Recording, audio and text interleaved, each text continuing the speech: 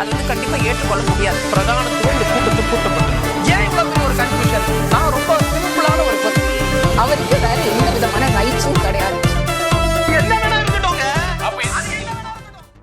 வணக்கம். நேர்பட பேசு நிகழ்ச்சிக்கு வரவேற்கிறோம். சட்டப்பேரவை உள்ளிட்ட இடங்களில் அடுத்தடுத்து போராட்டங்களை தீவிரப்படுத்தி இருக்கிறது அதிமுக.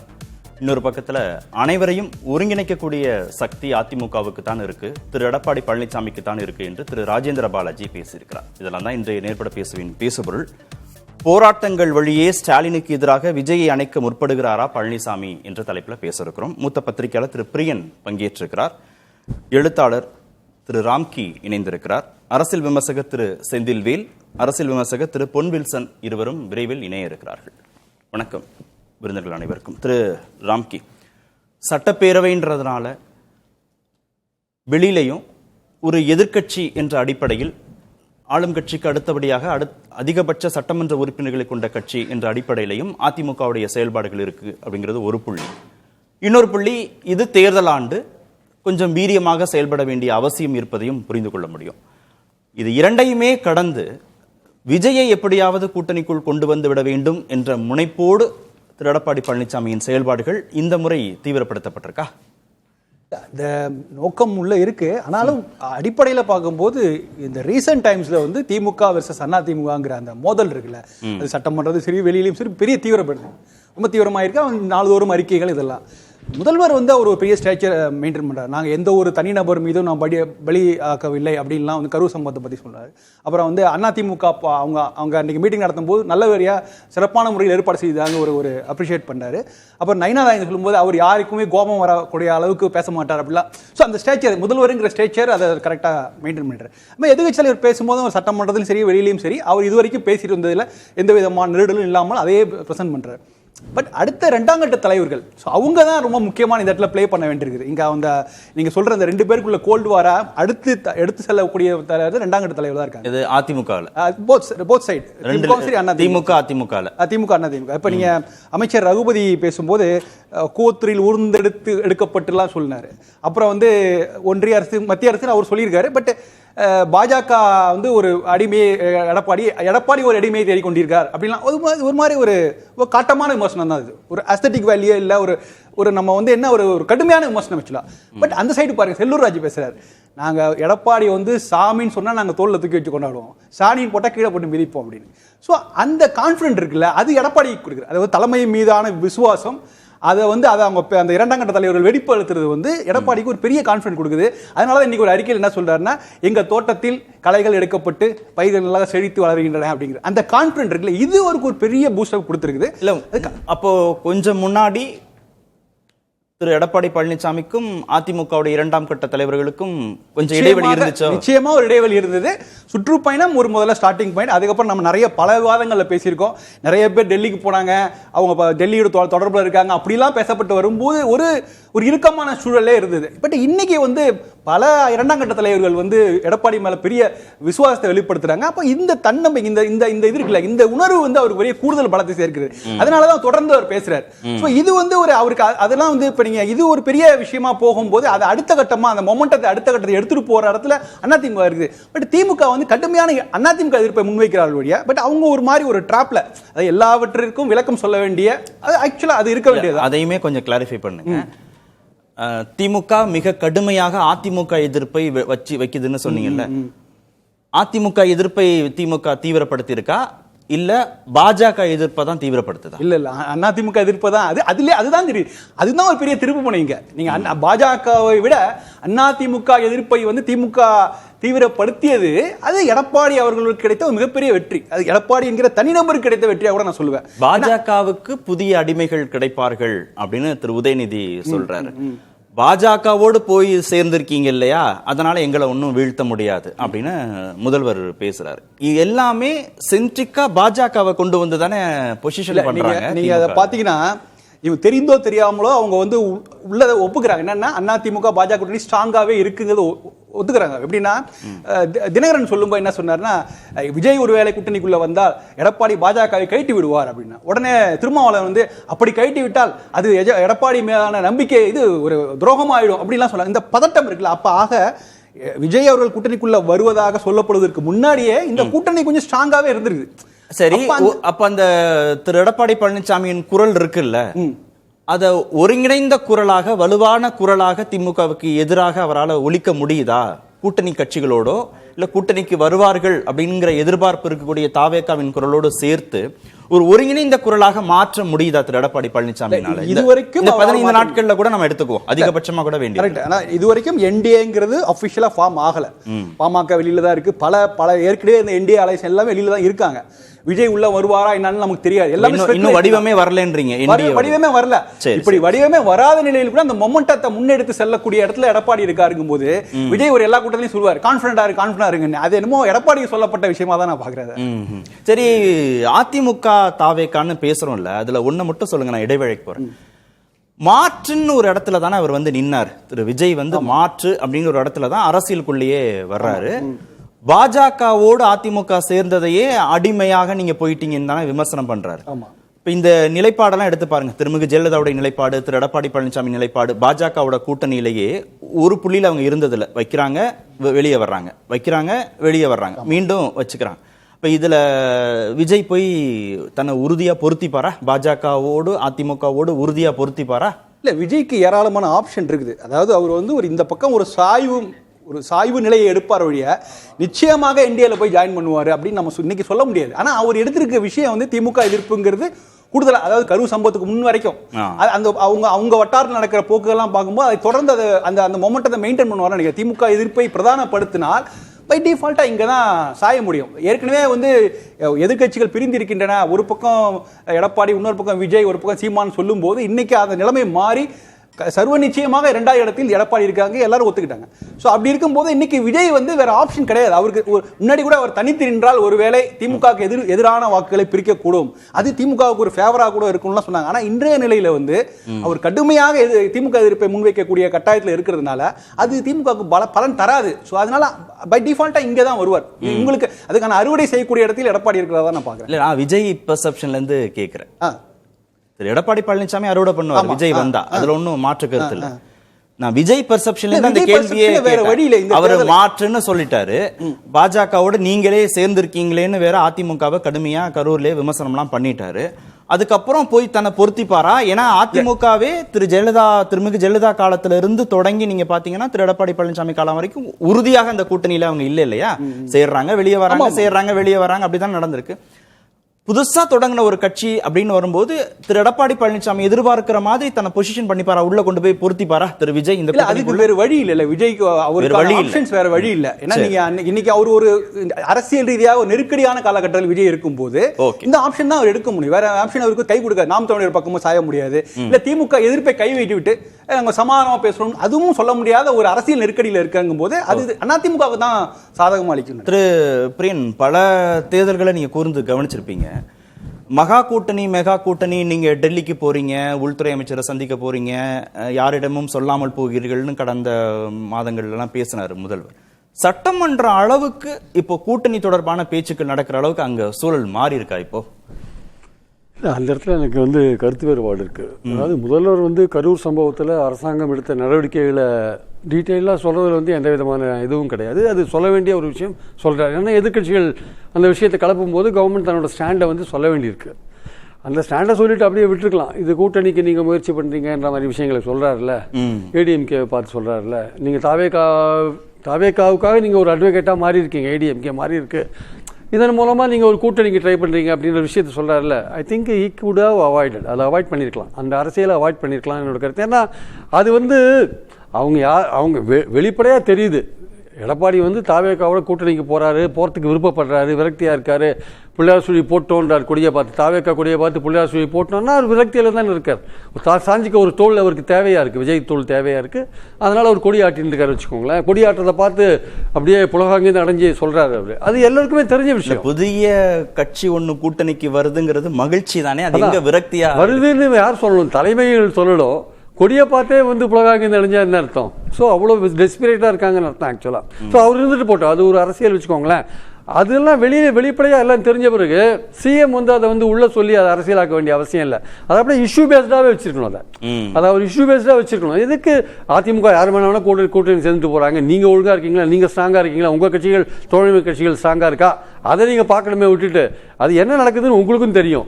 அங்கே என்ன நடந்துட்டு இருக்கு, விஜய் எப்படி ரியாக்ட் பண்ண போறாரு, இல்லை விஜய் சர்க்கிள் என்ன பேசுறாங்க கூட உங்களுக்கு இன்டெலிஜென்ஸ் சொல்லியிருப்பாங்க. எவ்வளோ விஷயங்கள் உங்களுக்கு வரும். அதனால் நீங்கள் அதை பேசிக்க வேண்டிய அவசியம் இல்லைன்னு என்னோட கருத்து.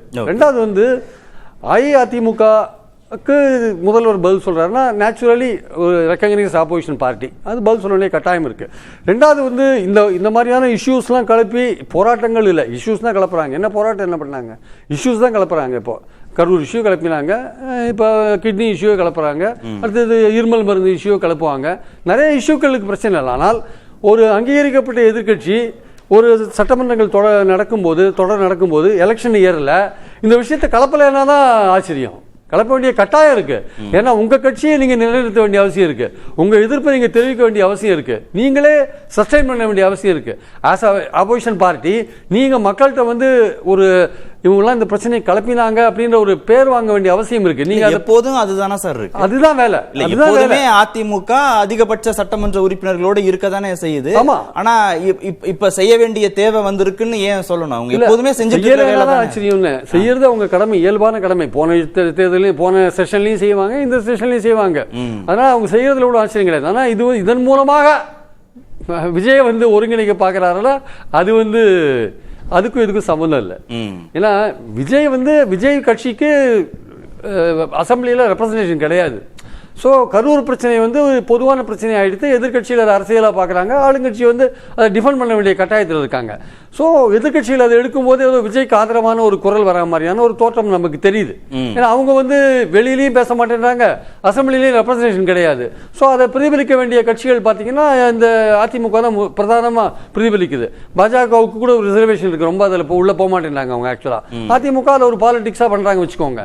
அதனால வந்து அது விஜய்க்கு ஆதரவான ஒரு தோற்றமாக தெரியுது. பட் ஏன் பாஜக ஆரம்பத்துல காட்டின வேகம் இந்த முறை இல்ல அவங்களுக்கு ஏன் வேணாம்னு நினைக்கிறாங்க? அது நிர்மலா சீதாராமன் விசிட்டுக்கு அப்புறம் அந்த விஷயம். ஆக்சுவலா நிர்மலா சீதாராமன் வந்தாங்க இல்லையா, அவங்க வந்து ஸ்டேட் கவர்மெண்ட்டையும் குறை சொல்லலை, விஜயையும் குறை சொல்லலை, பாதிக்கப்பட்ட மக்களை பார்த்துட்டு போயிட்டாங்க.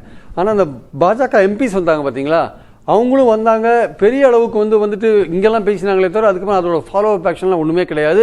அது அப்படியே ஒரு சைலண்ட்டாக போனதை நம்ம பார்த்தோம். ஸோ அவங்க ஒரு பாலிடிக்ஸ் பண்ண பார்த்தாங்க. பட் அவங்க பாலிடிக்ஸ் வந்து நிர்மலா சீதாராமன் நான் பிரைம் மினிஸ்டர் சொல்லி தான் வந்திருக்கேன்னு சொல்லிட்டு அவங்க ஸ்டேட் கவர்மெண்ட்டையும் குறை சொல்லலை. ஏன்னா இந்த மாதிரியான ஒரு விஷயத்தில் வந்து பலவிதமான கருத்துக்கள் இருக்கு. இப்போ எடப்பாடி சொல்றதெல்லாம் உண்மையான்னு சொல்ல முடியாது, ஸ்டேட் கவர்மெண்ட் சொல்றதெல்லாம் உண்மையானு சொல்ல முடியாது. ஸ்டேட் கவர்மெண்ட் சொல்றதுலேயும் நம்ம டிஸ்பியூட் பண்ணுறதுக்கு நிறைய விஷயங்கள் இருக்கு, எடப்பாடி சொல்றதுலையும் டிஸ்பியூட் பண்ணுறதுக்கு பல விஷயங்கள் இருக்கு. அதனால வந்து இது ரெண்டுத்தையும் நம்ம நம்ப முடியாது. நம்ம வந்து சிபிஐ சொல்றதா நம்பணும், சிபிஐ விசாரணை முடிவுல தான் நம்ம பார்க்கணும். அதுவும் கடைசியா இறுதியாக நீதிமன்றம் பிறப்பிக்கக்கூடிய உத்தரவு, அதுவுமே சப்ஜெக்ட் டு இந்த சிபிஐ விசாரணையே கடைசியில் இருக்குமா இல்லையான்னு தெரியல. இது இன்டர்வியூ ஆர்டர் தான். இது இன்டர்வியூ ஆர்டர் ஃபைனல் ஆர்டர் வரும்போது 2 போலி மனுதாரர்கள் இருக்காங்கல்ல, நாங்க அது சிபிஐ கேட்கலன்னு 2 பேர் வந்தாங்கல்ல, அதுல என்ன முடிவு எடுக்க போறது கோர்ட்டுன்னு தெரியாது. இறுதி முடிவு நம்ம ஒரே ஒரு விஷயம், அதாவது வந்து இந்த நீங்க கேட்டதுனால நான் சொல்ல வேண்டிய கட்டாயத்தை தள்ளப்படுறேன். அதிகாரிகள் வந்து பதில் சொன்னாங்க இந்த விஷயத்துல அப்படின்னு சொல்லிட்டு சுப்ரீம் கோர்ட் சொன்னாங்க. அதனால அந்த சிபிஐ விசாரணை நீங்க வந்து ஒரு நபர் கமிஷன் போட்டுட்டு எப்படி அதிகாரிகள் வந்தாங்கன்னு, அதிகாரிகள் வந்து டிஃபெண்ட் பண்ண வேண்டிய கட்டாயத்தில் இருக்காங்க. அதை வெளியில வந்து பல குரல்கள் சதி போன்ற விஷயங்கள்லாம் சொல்லும்போது அரசாங்கம் சொல்ல வேண்டிய கட்டாயத்தில் இருக்கு. ஆனால் நீதிபதி அவர் வந்து என்ன பண்றார், சிபிஐ விசாரணை போடுறார். அவர் என்ன சொல்றார், அவரோட இன்டர்வியூ மாடலில் இது வந்து போலீஸோட இன்ஆக்ஷன் கிரௌட் மேனேஜ்மெண்ட் சரியில்லைன்றார். அப்போ நீங்க சிபிஐக்கு நீங்க லீட் கொடுக்குறீங்களா? நீங்க தான் இந்த ஐஏஎஸ் ஆபீசர்ஸ் பேசினதை வந்து நீங்க தப்புன்னு சொல்றீங்க, ஒரு நபர் கமிஷனுக்கு லீடு கொடுக்குறதா சொல்றீங்க. அப்ப நீங்க சிபிஐ விசாரணை போட்ட நீங்க எப்படி கிரௌட் மேனேஜ்மெண்ட் சரியில்லை, போலீஸ் இன்ஆக்ஷன்லாம் நீங்க சொல்றீங்க? அது வந்து சிபிஐக்கு லீட் கொடுக்குற மாதிரியான ஒரு விஷயம் இல்லையா? இவரே யாரு ஜட்ஜா கொடுக்குற மாதிரி இருக்கு இல்லையா? அது எந்த விதத்தில் சரின்னு தெரியல. அது கோர்ட்டு தான் அது மனசாட்சியை தட்டி பார்த்து கேட்கணும் ஆக்சுவலா. ஸோ அதனால வந்து இப்போ இன்டர்வியூ ஆர்டருக்கு அப்புறம் இறுதி ஆர்டர் எப்போதும் தெரியாது, இறுதி ஆர்டர் மாறுமா மாறாதுன்னு தெரியாது.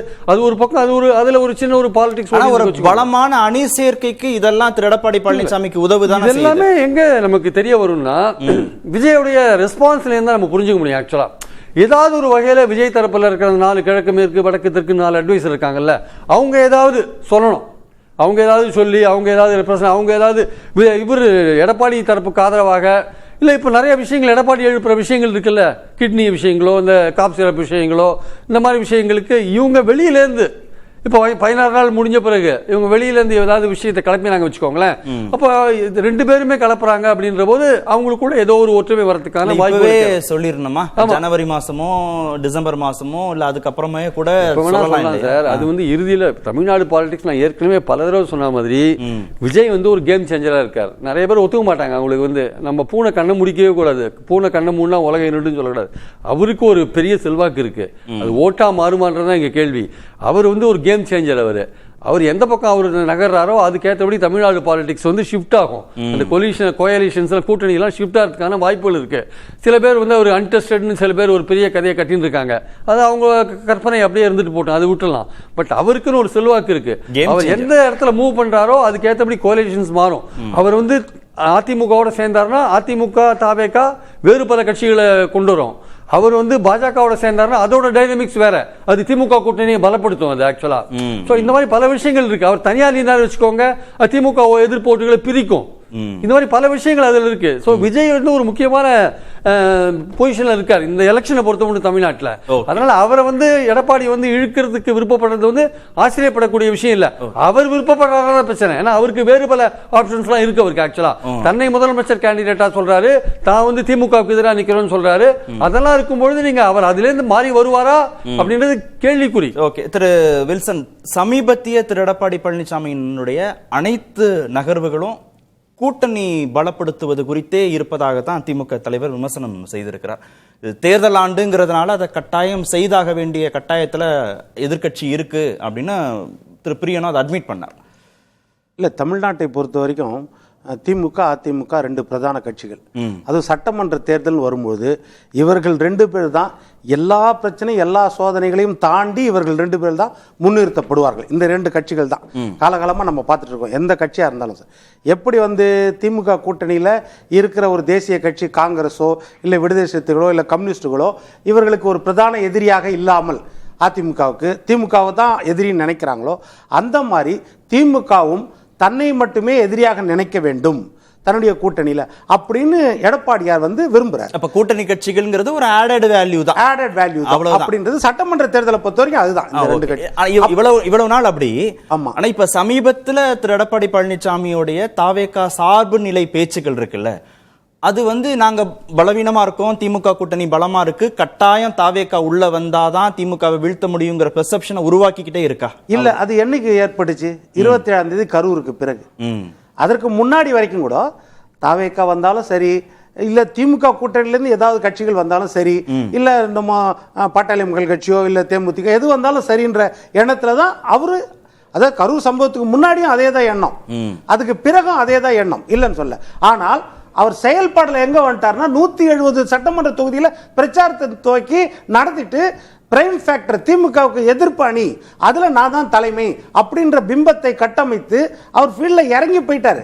அந்த நேரத்துல இந்த கரூர் சம்பவம் ஒன்று நடந்த பிறகு அத வந்து கரூர் சம்பவத்திற்கு முன்பே அந்த பொசிஷன் பண்ணிட்டாரு, அந்த பொசிஷன் பண்ணிட்டாரு. திமுகவுக்கு எதிர் அதிமுக தான், கூட்டணிகள் ஆடட் அட்வான்டேஜ் தான்.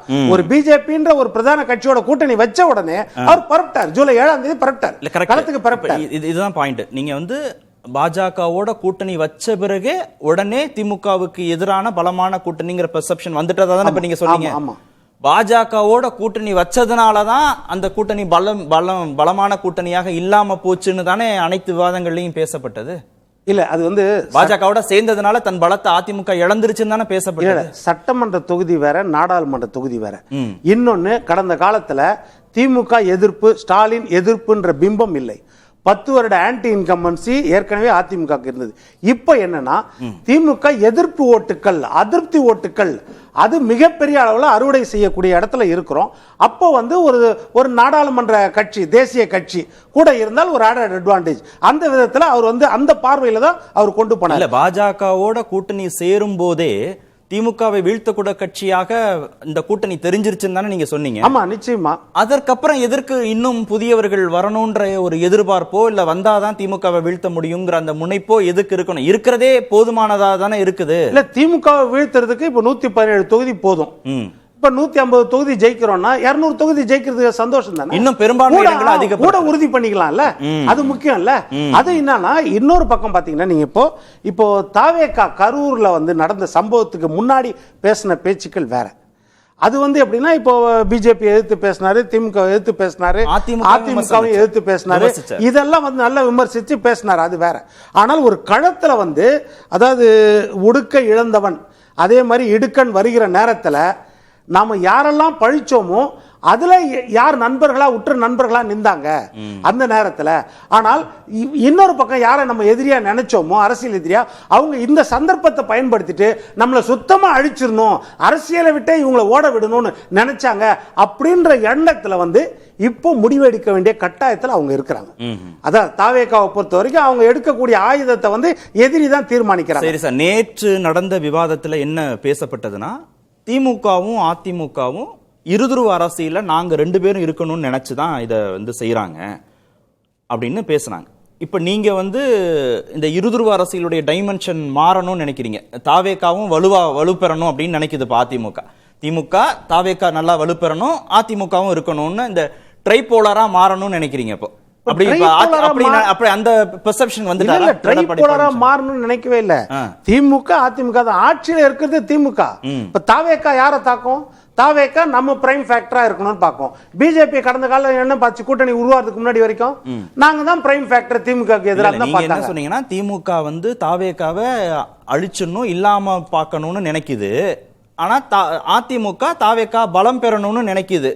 தாவேகா தான் முடிவு எடுக்கணும்னு சொன்னேன், இல்ல அதிமுக முடிவு எடுக்க சொல்ல. நீங்க இப்ப ஒரு திருக்குறள் உதாரணம் சொன்னீங்கல்ல, அது வந்து நட்பு கை கொடுத்து திமுகவுக்கு தான். அதாவது நியாயத்தின் பக்கம் அந்த நேரத்துல யார் நின்றாங்க? இல்ல சார், இல்ல இப்ப அதுதான் நீங்க பேசுனது கரெக்ட் தான். இப்ப என்னன்னா திமுக தாவேகா பலம் இழக்கணும், திமுக வெர்சஸ் அதிமுகவா இருதுருவ அரசியலோடய இருக்கணும்னு திமுக நினைக்குது. அப்படிதான் நீங்க சொன்னதுல இருந்து புரிஞ்சுக்க வேண்டியது. ஆனா அதிமுக தாவேகாவுக்கு கை கொடுத்து அவங்களை பலப்படுத்துவதன் மூலமாக இந்த திமுக அதிமுக தாவேகான்னு இந்த அரசியல் களம் மாறணும். நீங்க அரசியல் கணக்குல சொல்ல ஒரு கட்சி வந்து இந்த மாதிரி ஒரு ஆபத்து, அவங்களுக்கு ஒரு பேர் இழப்பு, ஒரு 49 பேர் இழப்பு. அந்த இழப்பின் நேரத்துல பிரதான கட்சியான திமுக அந்த தன்னுடைய எதிரி ஒரு பக்கம் இருக்கிற ஒரு எதிரியை அழிக்க நினைக்கிறாங்க. அப்படின் போது அது ஆதரவு கரம் நீட்டுறது இயற்கை தானே. அது சின்ன கட்சியா இருந்தாலும் இந்த வேலையை செய்வாங்களா இல்லையா? அந்த இடத்துல தாவேகான்னு கிடையாது, ஏதாவது ஒரு சின்ன கட்சி திமுக எதிர்கட்சி அப்படின்னு இருக்கும்போது அந்த ஆதரவு கரம் நீட்டுறது இயற்கை தானே. ஏன்னா அதுதானே முக்கியம். என்ற கடந்த காலத்துல நம்ம பார்த்தோம், சில நெருடல்கள் ஏற்படும் போது இதே வந்து முதலமைச்சர் வந்து அந்த இடத்துக்கு ஸ்பாட்ல போல, இங்க வந்து நைட்டு 1 மணிக்கே கிளம்பி போறாரு, 1 மணிக்கே உடனே வந்து ஒரு நபர் கமிஷன் அமைக்கிறார். இப்போ இதெல்லாம் நீங்க பார்க்கும்போது அதை வந்து அவங்க எந்த ஆதாயத்துக்காக எந்த நோக்கத்தோட பண்றாங்கன்றது நம்ம விமர்சிக்க முடியாது. தாவேகா பலம் பெறுவது அரசியல் ரீதியாகவோ கூட்டணி ரீதியாகவோ பலம் பெறுவது அதிமுகவுக்கு அதிக பாதிப்பை ஏற்படுத்துமா, திமுகவுக்கு அதிக பாதிப்பை ஏற்படுத்தும்? இல்ல, அது மக்கள் தானே முடிவு பண்றது. எப்படின்னா நீங்க தாவேகாவை பொறுத்த வரைக்கும் எல்லா பெர்செப்ஷன்லயும் நம்ம பார்ப்போம்.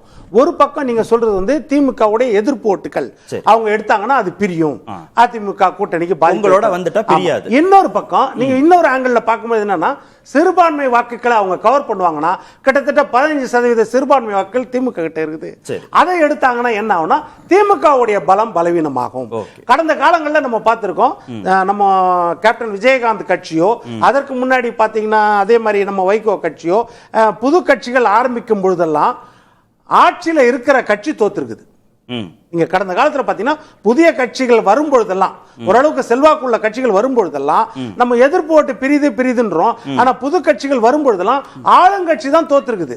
அந்த வரலாறு நம்மளுக்கு இருக்குது, அதை நம்ம பார்க்கணும். பாஜக கூட்டணியில இருந்து கொண்டே விஜய உள்ள கொண்டு வருவதன் மூலமாக சிறுபான்மை வாக்குகளுக்கு பிரச்சனை இல்லைன்னு நினைக்கிறீங்க? இல்ல, நான் சிறுபான்மை வாக்குகள் நம்ம சொன்ன பெர்செப்ஷன் தான். நம்ம எப்படின்னா சிறுபான்மை வாக்குகள்ங்கிறதுக்கு ஒரே பெர்செப்ஷன் தான்.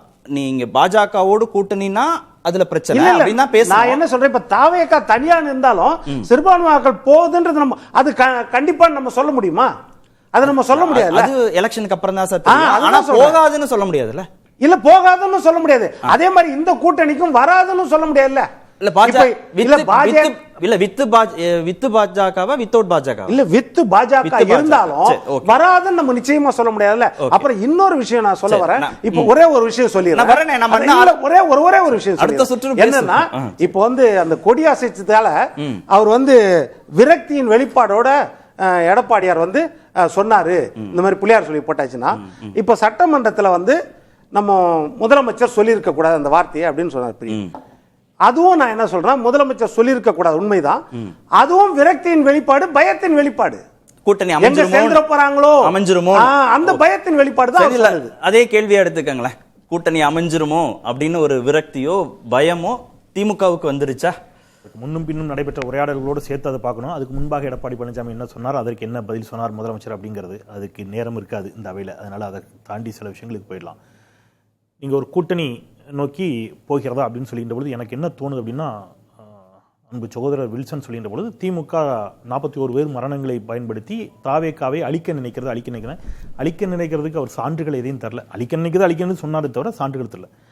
அழிக்க நினைப்பதாக தாவேக்கா நினைக்குதுன்னு சொல்றாரு. அவங்க நீங்க ஓகே உங்க ஒப்பீனியன் அவங்க நினைக்கிறாங்க. ஓகே தென் அப்படினா ரைட். சாரி. ஏன்னா கடந்த காலத்துல ஒரே ஒரு தலைப்பிற்காக விஜய் என்னவெல்லாம் சிரமப்படுத்தப்பட்டார் ஜெயலலிதா ஆட்சி காலத்துலேன்னு தெரியும்.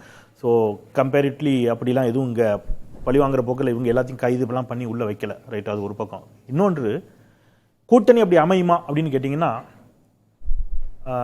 நிச்சயமாக வாய்ப்பு இருப்பதாகத்தான் எனக்கு தோன்றுகிறது. ஏன் 2-3 சாய்ஸ் சொல்கிறேன். முதலமைச்சர் வேட்பாளராக விஜய் முன்னிறுத்தப்படுவார். துணை முதலமைச்சராகவோ அல்லது மற்ற ஏதோ ஒரு இடத்துல எடப்பாடி பழனிசாமியை வைக்கக்கூடும் பாஜக.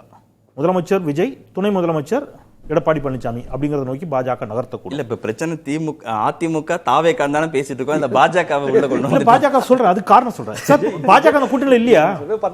பாஜக அந்த கூட்டணியில இல்லையா? நான் ஏன் சொல்றேன், நான் ஏன் சொல்றேன்னா, பாஜக ஒன்னு சொல்லிச்சு, அமித்ஷா ஒன்னு சொன்னார், பிரஸ் மீட் கொடுத்தாங்க. இதே அரங்குல நம்ம பலமுறை விவாதிச்சிருக்கோம். இல்ல செந்தில், இதே அரங்குல எடப்பாடி பழனிசாமி முதல்வர் வேட்பாளர், விஜயும் நைனா நாகேந்திரனும் டெபுட்டி சிஎம்னு பேசுனதா தான் நினைவு இருக்கு. யார் பேசுனது? முன்னாடி வந்த விருந்தினர்கள் எல்லாரும். இப்போ இதுக்கு முன்னாடி இங்க எல்லாருமே என்ன பேசினாங்க? கரூர் சம்பவத்திற்கு முன் காமு காப்பின்னு பிரிச்சிட்டீங்கல்ல எல்லாரும், அது இதுக்கு பொருந்தாதா? பொன்வில்சன் அவர்கள் கரூர் சம்பவத்திற்கு முன், கரூர் சம்பவத்துக்கு பின் சொல்றாரு. தமிழ்நாடு அரசியலே பிரிச்சாச்சு. அவர் சகோதரர் கரூர் சம்பவத்திற்கு பின் பேசிட்டாரு.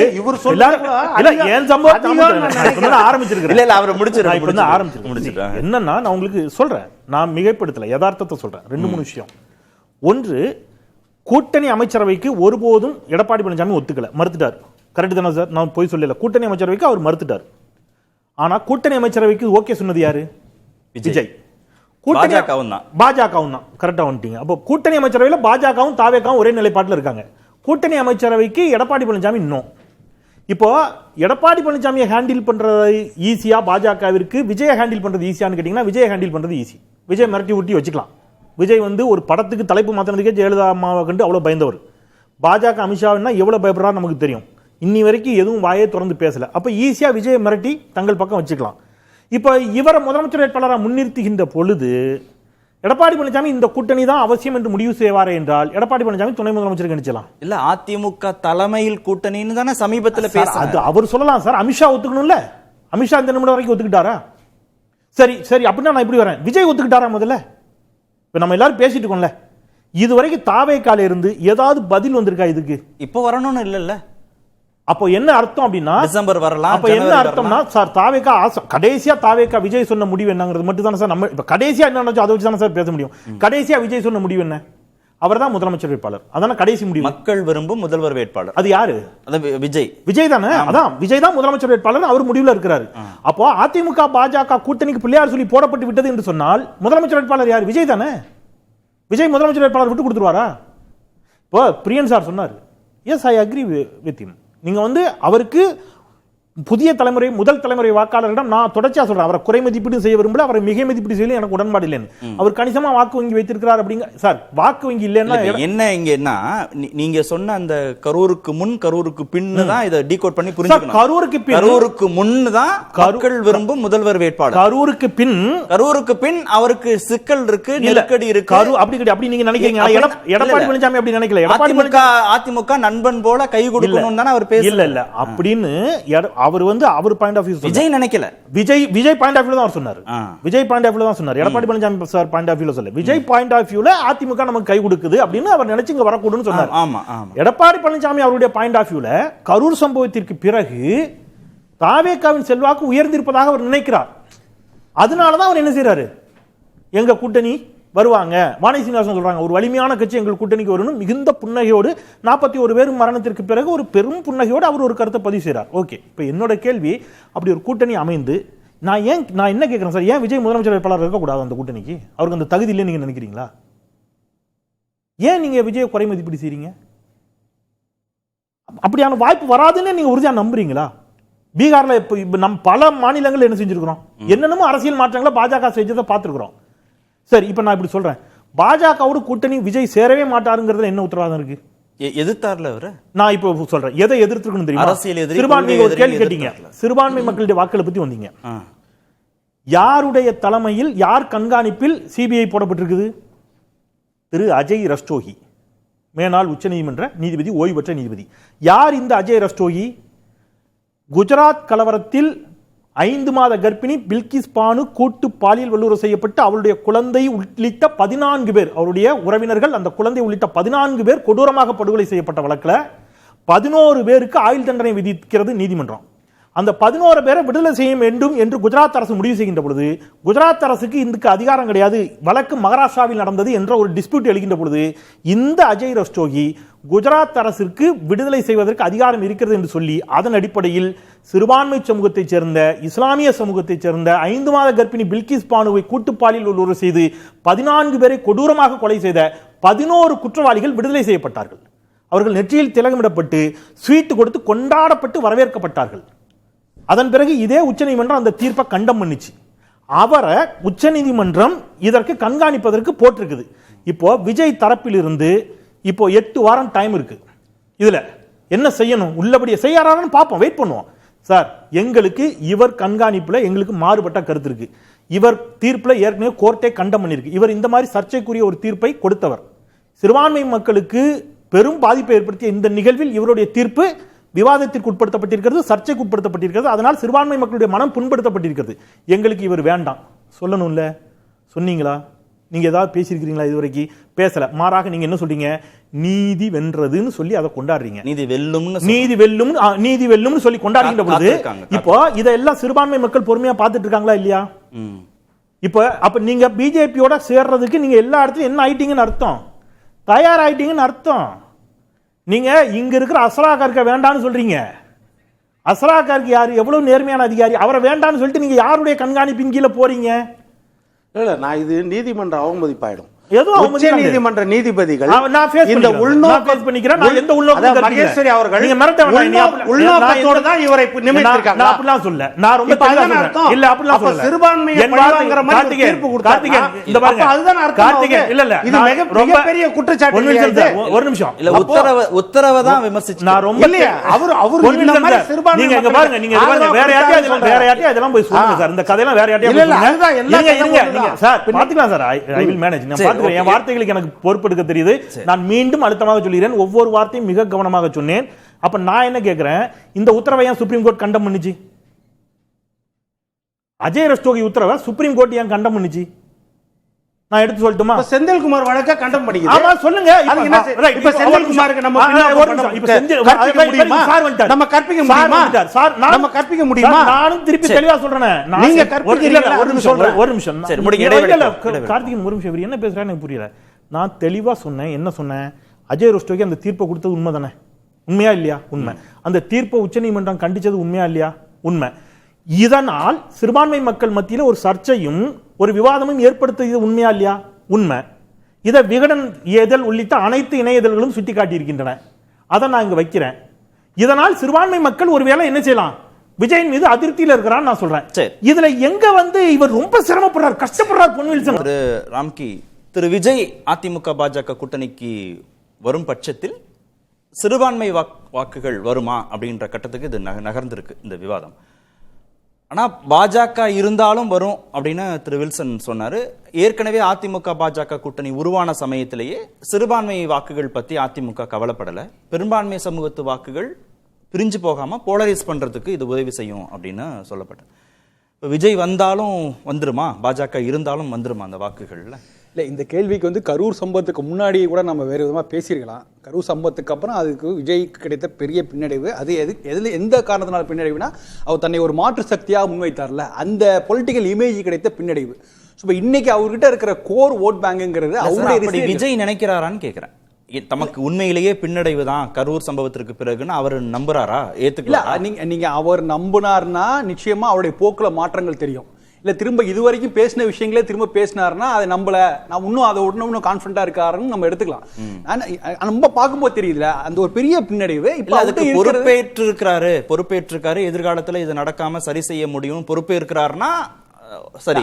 ஆனா அவர் வந்து இது சதின்னு சொல்லி அவங்க தரப்புல சந்தேகம் வந்து அது நீதிமன்றம் வரைக்கும் போயாச்சு இல்லையா? அப்ப அவங்களுக்கு அது சாதகமாக இருக்குன்ற புள்ளியில நின்று தானே யோசிப்பாங்க. நான் அதை ரெண்டு விதமா பாக்குறேன். ஒண்ணு, விஜய் ரசிகர்கள் அவர்களுடைய மனதை மாற்ற முடியாது. விஜய் என்ன சொல்லிடாத கண்ணை மூடிக்கொண்டு செய்ய போறாங்க. ஸோ அது வந்து நீங்க நிச்சயமா தினகரன் கமலுக்கு கிடைச்ச வாக்கு விட அதிகமா இருக்க போகுது, குறைந்தபட்சம் 8% இருக்க போகுது. அதுல நம்ம எந்த மாற்றம் ஏற்பட போவதில்லை, அவர் என்ன முடியும். ஆனா அந்த மாற்று சக்தி நம்பினாங்கல்ல, அது எதனாலன்னா விஜய் முன்வைத்தது. அவர் வந்து எனக்கு உண்மையிலேயே வந்து விஜய் எதற்காக அரசியல் வராருன்னு எனக்கு புரியல, என்ன காரணம்ங்கிற இன்னும் இது வரைக்கும் தெரியல. ஆனா ஒரு காரணம் மட்டும் நம்மளால யூகிக்க முடியும். என்னன்னா கலைஞரும் ஜெயலலிதா இருந்த ஆளுமை போல இன்னைக்கு ஸ்டாலினும் எடப்பாடி இல்ல அப்படின்னு அவர் நினைத்து, சரி இந்த இடத்துல நம்மளால வந்தா நமக்கு ஒரு சினிமா போல் இருக்கு, நம்மளால ஒரு பெரிய மாற்றத்தை ஏற்படுத்த முடியும் நினைச்சதா வந்ததா நான் நினைச்சுக்கிறேன். ஸோ அப்படி பார்க்கும்போது அவர் ஒரு தவறான ஒரு அண்டர்ஸ்டிமேட் பண்ணிட்டான்னு தான் நான் பாக்குறேன். ரெண்டு பேருமே, ஸ்டாலின் அவர்களும் சரி எடப்பாடி அவர்களும் சரி, பெரிய அண்டர்ஸ்டாண்டிங். இதுக்கு ஒரு ஒன் ஆஃப் த ரீசன் நான் வந்து முதல் ரவுண்ட்ல சொன்ன மாதிரி இரண்டாம் கட்ட தலைவர் தான் காரணம். இரண்டாம் கட்ட தலைவர்களே கட்சியில் நடக்கிற விஷயங்கள்லாம் வெளில போட்டு உடைச்சி இவங்க ஆளுமை இல்லை, அதில் அந்த ஆளுமை இல்லைங்கிற விஷயமே பரவலாக பேசப்பட்டது. ஸோ அது ஒரு பெரிய டேமேஜ்க்காக கொடுத்தது. இன்னைக்கு அதெல்லாம் ரெக்கவர் ஆகி வந்திருக்குது. இப்போ நீங்க அதாவது இன்ஃபேக்ட் ஸ்டாலின் அவர்களும் தன்னை முன்னிறுத்தாமல் திராவிட மாடல் சொல்லும்போது கூட அதை நம்ம அப்ரிஷியேட் பண்ணோம். ஆனாலும் அது ஒரு குறைதான். என்னன்னா நீங்க திமுக கூட்டணிக்காரர்கள் இன்னைக்கு திமுக அரசை ஸ்டாலினை புகழ்ந்திருக்கணும். ரெண்டு வலுவான தலைமை, ரெண்டு பேருமே ஜெயலலிதா கலைஞருக்கு இணையான ஆளுமைங்கிறது வந்துட்டு அப்ப விஜய் நினைக்கவே மாட்டாரு. செந்தில் சார் சொல்ற மாதிரி நான் அவருக்கு சிஎம் கேண்டிடேட்லாம் நினைக்கிறதுக்குலாம் விஜய்க்கு வாய்ப்பே கிடையாது. சோ அதை வந்து இவங்க உண்மையிலே ஆளுமை தான், ஆனா இதை வந்து தவறுதாக அண்டர் எஸ்டிமேட் பண்ணிட்டாங்க அப்படிங்கிறத எனக்கு தோணுது. ஓகே பிரியன் சார், சிறுபான்மை மக்களுடைய வாக்குகள் விஜய் அதிமுக பாஜக கூட்டணிக்கு வரும் பட்சத்தில் மொத்தமாக நகர்வதற்கான வாய்ப்பு இருக்கா? இல்லை, அதாவது விஜய் தனியா நின்னார்னா திமுகவுக்கு போற சிறுபான்மை ஓட்டுல ஒரு சிறிய பகுதியை பிரிக்கிறதுக்கான வாய்ப்புகள் இருக்கு. விஜய் வந்து அதிமுகவோட மட்டும் சேர்றாரு, பாஜக இல்லாத அதிமுகவோட சேர்றார், அதுல இன்னும் சில கட்சிகள்லாம் வருது வச்சுக்கோங்க. அப்போ கிட்டத்தட்ட திமுகவுக்கு போறதுல பாதியை வந்து எடுக்கிறதுக்கு, அந்த அணி எடுக்கிறதுக்கான வாய்ப்பு இருக்கு. இல்லை, விஜய் அதிமுக பாஜக 3 பேர் இருக்காங்க வச்சுக்கோங்க, என்டையர் மைனாரிட்டி ஓட்டு திமுக அணிக்கு தான் போகும். இந்த சைடு வரவே வராது. விஜய்க்கான ஓட்டு தானே, அது வராது. மைனாரிட்டிஸ் அது அப்படி பார்த்து போட மாட்டாங்க. அது நேராக பாஜக இருக்கிற அன்னைக்கு மைனாரிட்டிஸ் ஓட்டு என்றைக்குமே கிடைக்காது. ஏன்னா இப்போ சென்ட்ரல் கவர்மெண்ட் எடுக்கிற வக்ஃப் போர்டு பில்லு அது இது பல விஷயங்கள் இருக்கு. அதனால அவங்க வந்து கண்டிப்பாக போடுறதுக்காக எதிர்த்து தாவேக்காவே வழக்கெல்லாம் போட்டிருக்காங்களே நீதிமன்றத்தில். தாவேக்கா பாஜக அணியில் சேர்றதே அதுக்கு டிஸ்குவாலிஃபிகேஷன், மைனாரிட்டி ஓட்டை வாங்குறதுக்கான தகுதி அது இழந்துடும். ஆக்சுவலாக அது இப்போ கொஞ்சம் கிறிஸ்டியன்ஸ் ஏதோ இருக்கிறதா சொல்றாங்க விஜய்க்கு சப்போர்ட், அதுவும் கிட்டத்தட்ட போறதுக்கான வாய்ப்புகள் இருக்கு. அதனால விஜய்க்கு இந்த விஷயம் நல்லாவே தெரியும். அதனால தான் வந்து அதிமுக பாஜகவை விட்டு வரணும்னு ஒரு விஷயத்தை அவர் சொல்லுவார்னு என்னோட அபிப்பிராயம். சொல்லியிருக்காருன்னு சொல்றாங்க, சொல்லுவார்னு அதிமுகவோடு சேர தயார், அதிமுகவோடு சேர தயார், பாஜக அங்க இல்லாத இருக்கணும், அவ்வளவுதான். அப்படி வந்தாருன்னா வந்து ஒரு மெகா கூட்டணி அமைக்கிறதுக்கான வாய்ப்புகள் இருக்கு. அது வந்து பாஜக அணி தனியா போயிடும், சீமான் ஒரு பக்கம் தனியா போயிடும். முக்கியமான போட்டின்றது திமுகவுக்கும் தாவேகா அதிமுக அணிக்குமான ஒரு போட்டியே அது மாறத்துக்கான வாய்ப்புகள் இருக்கு. வில்சன், விஜய் வாக்க நம்ம ஒரு 3 டீகோட் பண்ணிக்கலாம், கூடுதலா இருந்தா கூட சொல்லுங்க. விஜய்க்கான வாக்கு, இன்னொன்னு சிறுபான்மை வாக்கு, இன்னொன்னு மாற்றுன்னு அவர் ப்ரொஜெக்ட் பண்றதுக்கான பொது வாக்குகள் அப்படின்ற அடிப்படையில் இப்போ அதிமுக பாஜக கூட்டணிக்கு அவர் வரும் பட்சத்தில் இந்த விஜய் வாக்கு மட்டும் நகரத்தான வாய்ப்பு இருக்கு, மாற்று வராது, சிறுபான்மை வராதுன்னா என்ன பெரிய லாபம் கிடைச்சிட போகுது அதிமுக? இல்லை, விஜய் கிட்ட நம்ம இந்த கரூர் சம்பவத்தை விட்டுருவோம்.